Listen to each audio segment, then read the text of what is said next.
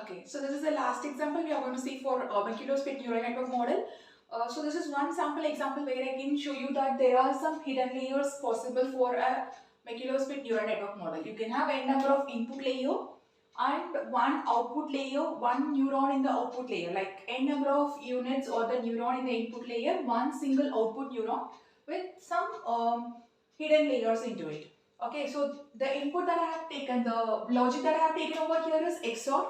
So XOR is the place where you cannot decide just by this x1, x2 value alone. Whatever weight vector you assign for, you just want the middle portion alone to be 1.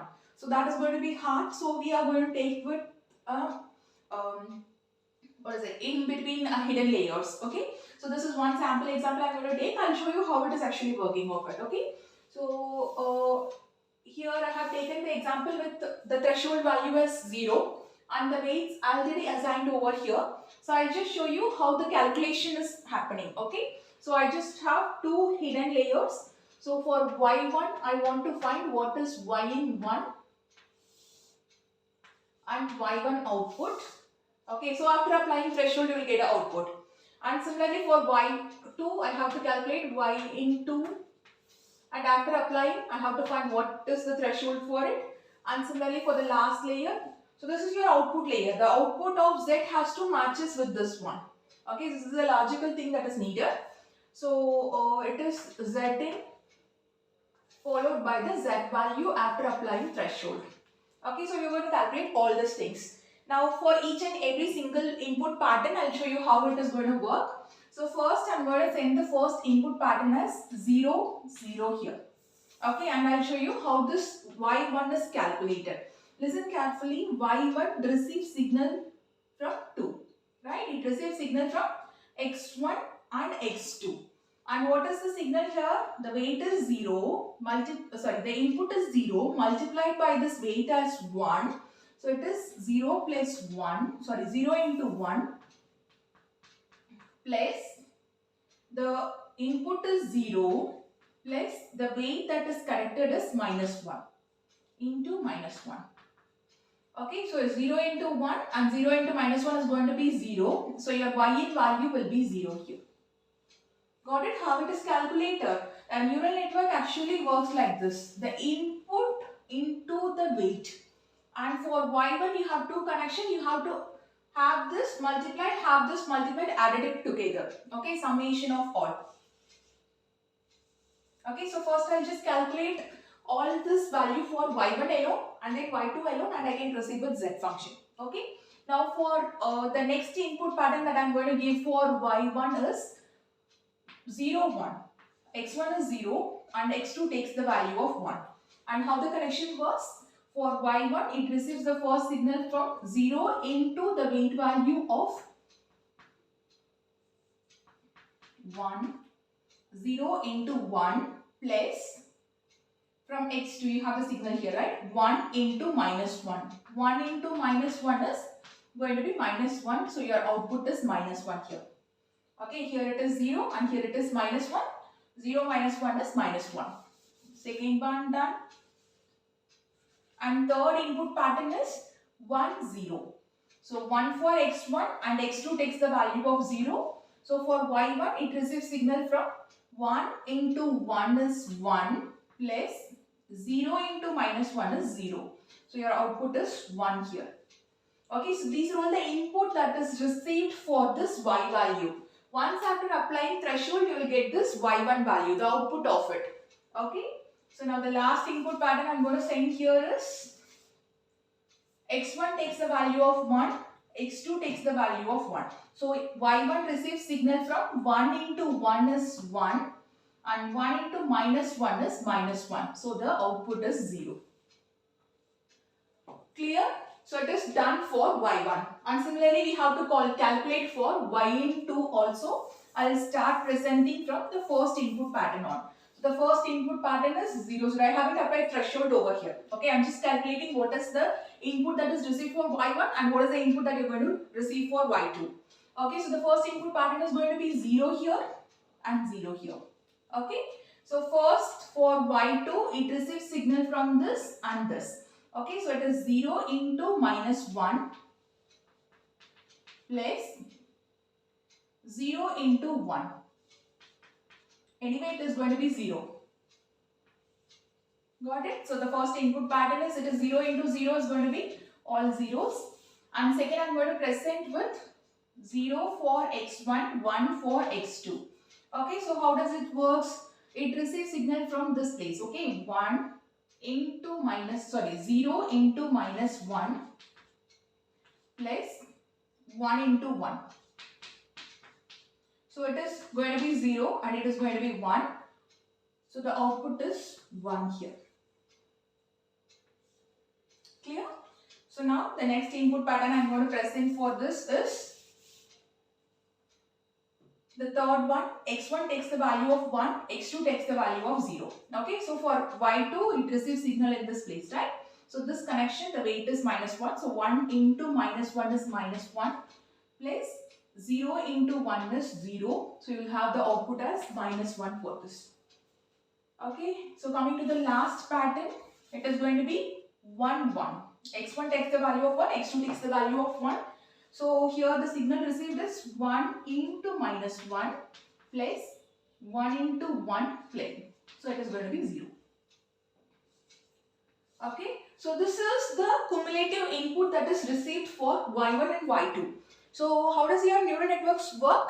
It receives signal from multiple neurons, and once it exists, once it goes over a threshold, the output will be sent.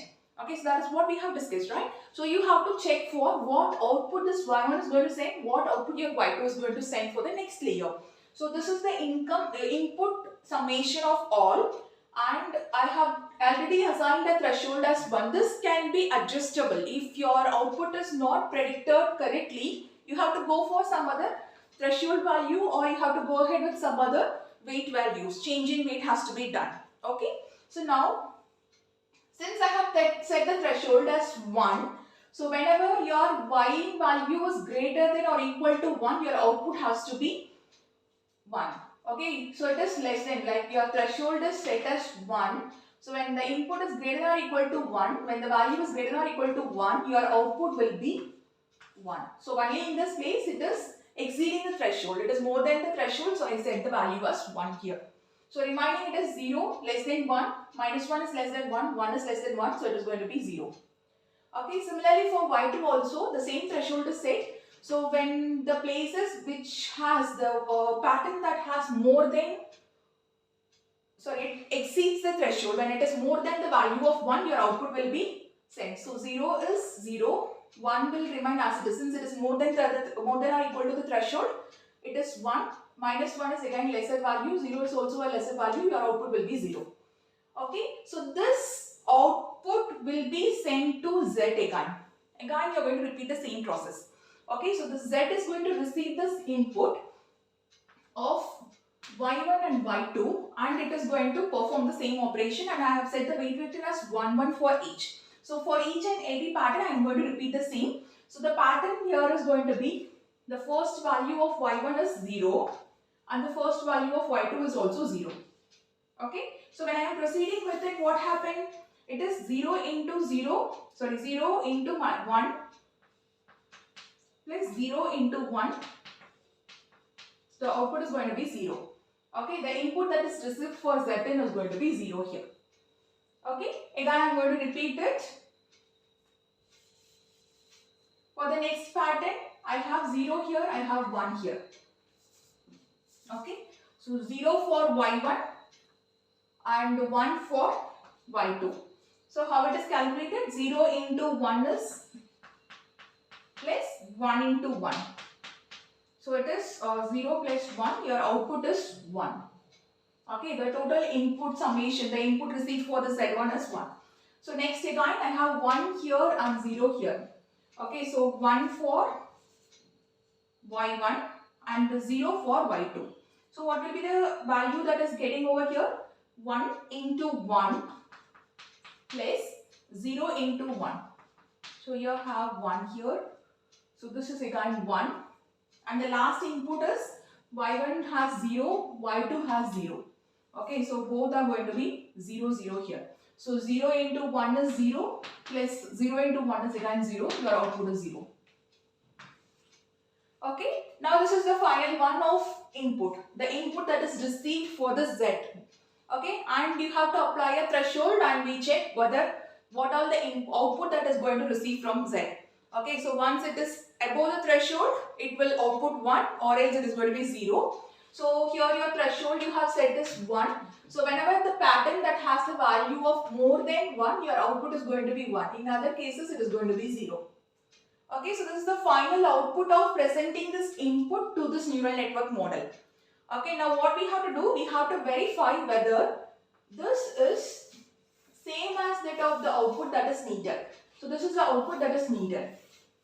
Okay, so look into the pattern. So for the first one it is 0 and for both the middle one it is 1 and the last pattern it is going to be 0. Okay, so finally you receive the output that is needed.